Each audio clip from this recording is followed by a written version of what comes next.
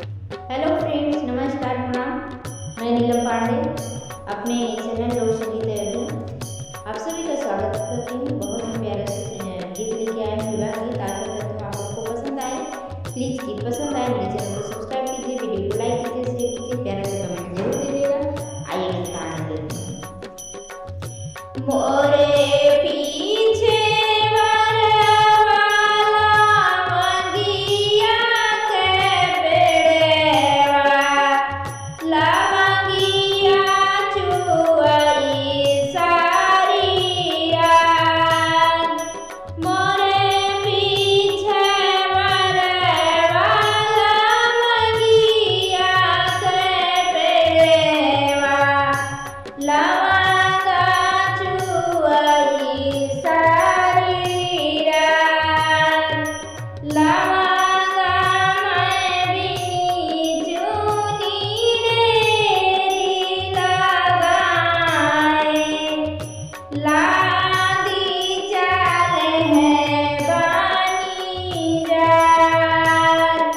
La